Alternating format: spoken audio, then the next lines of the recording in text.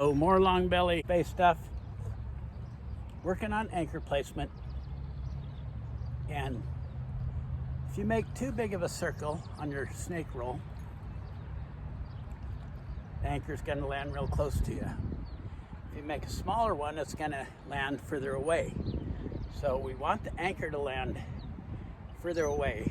I want the fly to be between me and the target, and I want it to stick and not blow my anchor, which I am infamous for.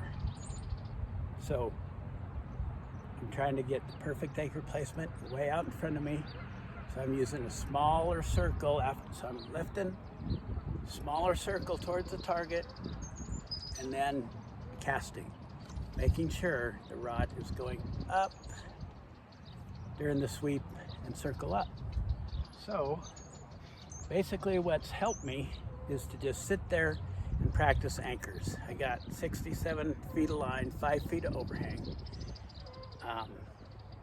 And I'm just trying to place the anchor, because it doesn't help me at all to just try to really heave the forward cast if the anchor placement isn't just perfect. That's one thing you just have to force yourself to do, is to get perfect anchor placement and concentrate on that. It does no good to, and I've done this myself a million times, get bad anchor placement and then cast anyway. When we're fishing, I mean, if I'm fishing, I don't care. Try to get it perfect, but if I'm practicing, trying to groove it in the old wheelhouse, I'll just cast the head, do several casts, just casting the head, making sure the anchor's placed properly for the depth of water, etc. And not really putting a ton of energy and excitement. And I'm not really, at this point, putting like too much body English and everything. Just kind of trying to relax. Stand there flat-footed, maybe rock a little bit. Not make a big production out of the snake roll part, just so I'll stay relaxed and won't overpower it and fling my anchor back behind me. So it's kind of like just reminding yourself to stay calm, get a nice relaxed, you got to get a good lift, you get a nice relaxed numeral 9, and place your anchor. If the anchor isn't placed perfectly when you're practicing, abort the mission and just cast the head out and reboot, or just reboot and then try again. But that is the foundation to build the snake roll or any cast on, really. It doesn't help to just go out and try to cast further and further and hit it harder and harder and harder. Egg McMuffin. I'm seeing if I can get it, well past a rod length away from me to land anyway.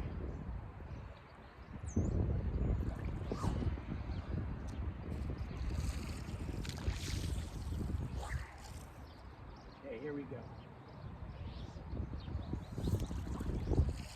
Okay, the fly swam across a couple feet in front of me. That's not too bad. With less wind, I'll try it again.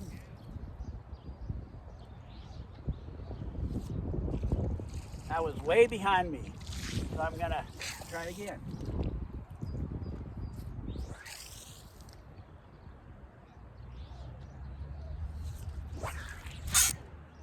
Okay, that was a rod length and 1.5 feet or something. Not bad. Practice.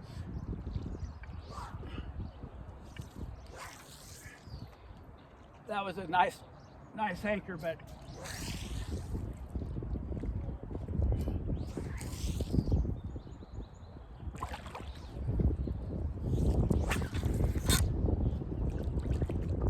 that's pretty good. It's like 15 feet away from me. I'd like it to be maybe a little further.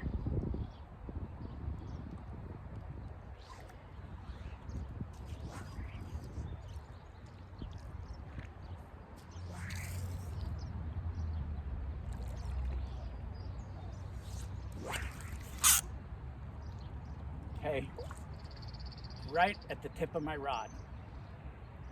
I don't know how far I want it out there. That's about what's working right now. Now I'm going to cast towards the target more.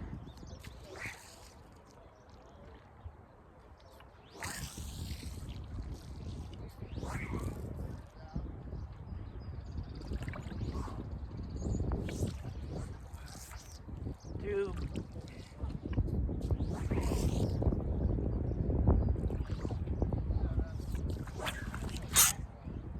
Blew my anchor. Don't punch the forward cast so hard.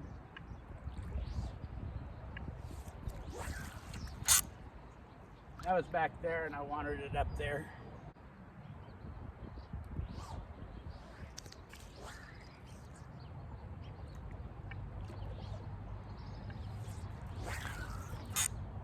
Okay, that was like 5 feet in front of my rod tip.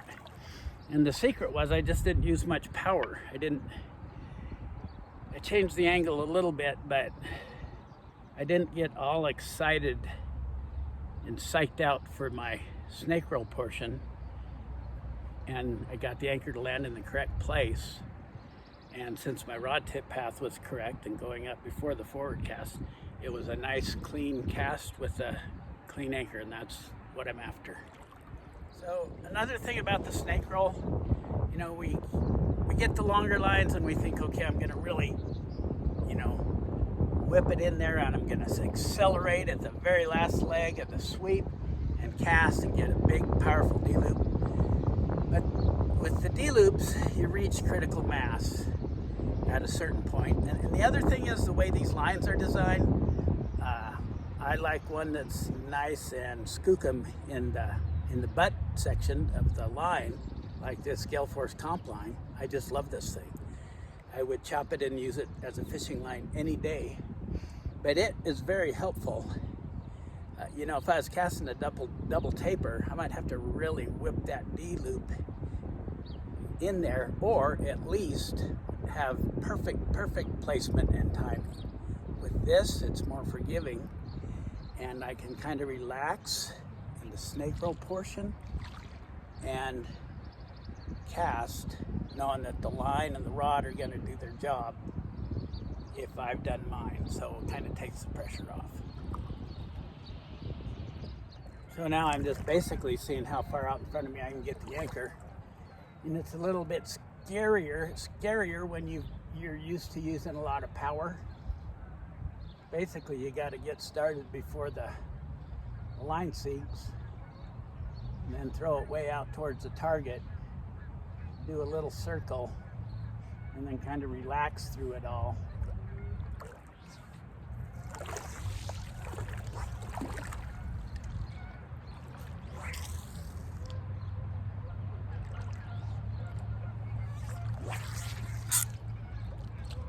Not too bad. Fly was like, I cast right over the top of the fly. It came out really clean. It was just amazing. Just amazing.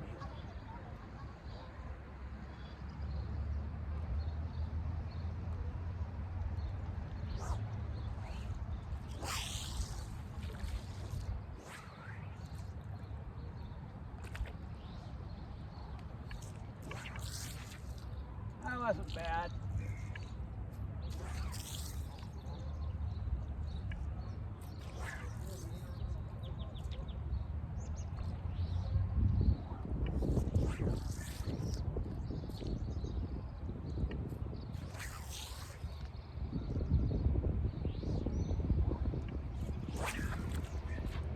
That was way out in front of me, but it was bad.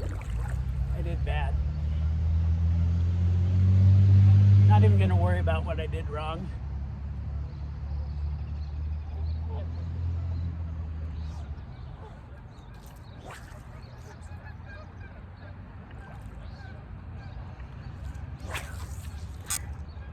That time it was 6-8 feet out there and to the side. I need it more in front of me.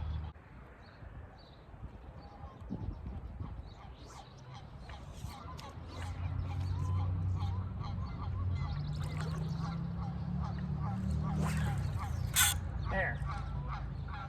It wasn't right over the target, but it was way out there in front, and the top of the loop was perfect. It was a good cast.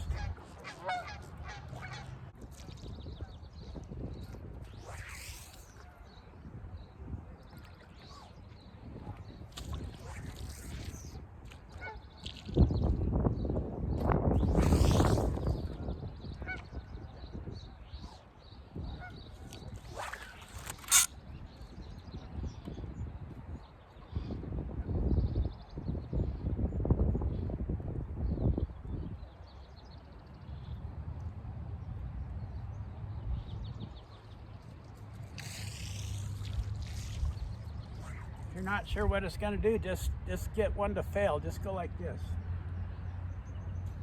Okay? That landed right perfect, and I barely put anything into it. I wasn't ready for a forward cast, but the idea is if you just try different configurations, the less I put into it, further away my fly lands in front of me, my yarn.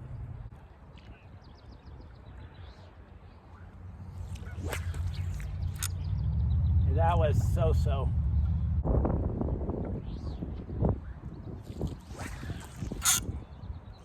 That was out there. It wasn't perfect. I'm gonna reel in a little line, settle down.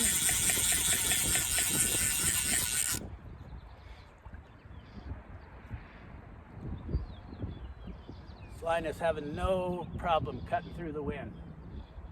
An amazing line, this Gaelforce equalizer altitude.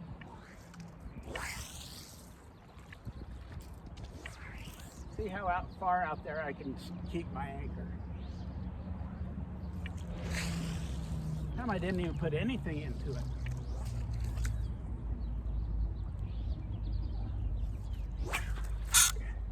See, that was, the rod's 15. That was probably 25 feet out in front of me, and it flew like a bat.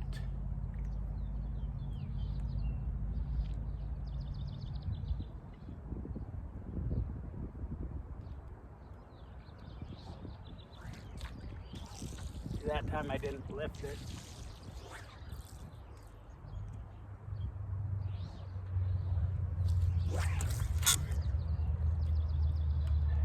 That was a little too slurpy, but a little too close to me.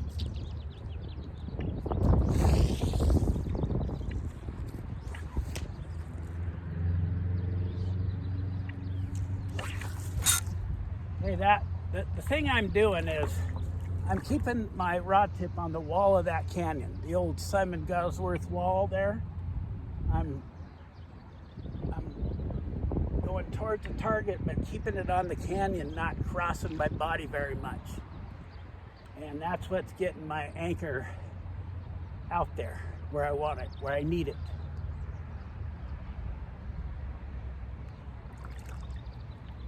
Sometimes I'll get my anchor so far in front of me, I'll just go ahead and fish it on out. It's called fishing the anchor. I just made that up. Pretty cool though. Yeah, fishing the anchor.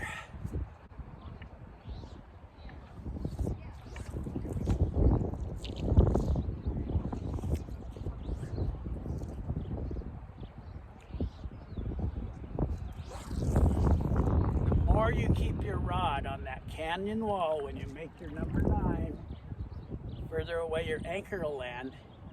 So, but you got to go forward towards the target a little bit so it will be out in front of you when you cast. So you're casting right over, I want to cast right over the top of my fly. So keep it on the canyon wall. And then I'm not having my anchor blowing problem.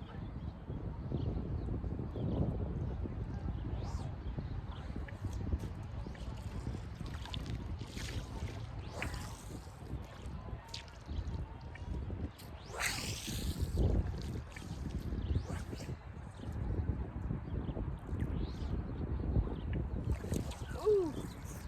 Wind got me. I got a wind.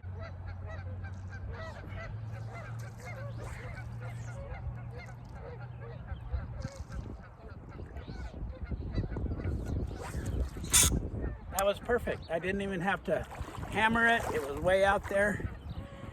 So I guess I gotta thank Bruce for giving me a bunch of shit for blowing anchors. This is the reason why I practice. I love learning some new little wrinkle that I've henceforth ignored, or hence past ignored, or just kind of ignored, you know, stuck my head in the sand, trying not to think about it. Just so-so anchor placement, a lot of blown anchors. So when I purposely set out to fix it, and I spent enough time out here to where I'm just numb. You know, I'm not even, I'm just like sacked out. I'm just tired. I'm not tired, but it's just not 15 minutes and leave for me. It takes me a long time. So I got here early, plenty of time just to cast, relaxed, casting, practicing. And another thing I told myself is, I saw this deal on Instagram this morning. It says, don't act mad when you're mad. It was some gal who had, no, it was on YouTube. It said, don't behave with madness, or don't act like you're mad if you're mad. So I'm incorporating that. It's easy to get frustrated and get in a hurry, but relax, get mad, don't behave in a mad way. Just get past it and go on to the next cast. Unless it's windy. Then when it's windy, I am pissed. Also, this is only a 67-foot head. I just got done casting Brian's 74-foot head. That was a lot more difficult, but this 67-foot shooting head, after casting that especially, it's like a Scandi head. It just is fabulous. It just pierces the wind, line speed, pointy loops, easy on the body. Super love this line. There's no line like the Gaelforce Equalizer Altitude. There's no line, period.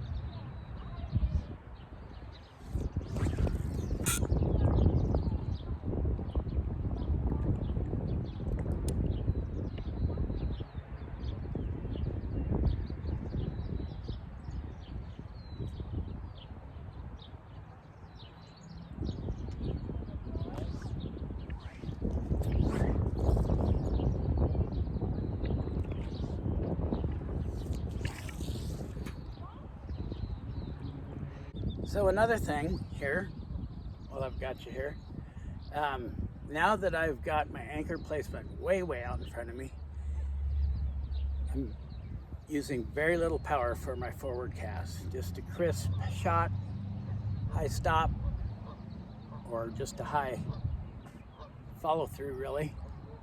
High follow through, I just made that up. So I'll try it again.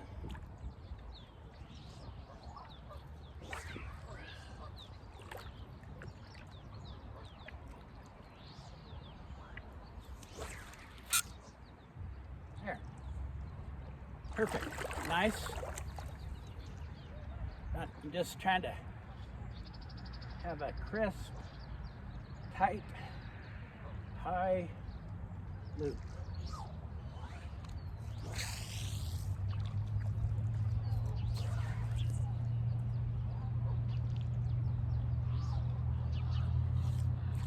Too close to me.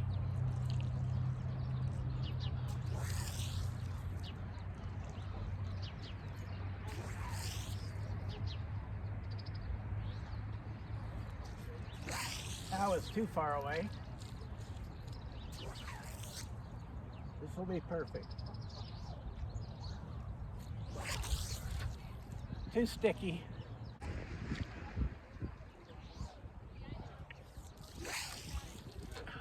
Pete's sake. Okay. I'm laying off the power too much.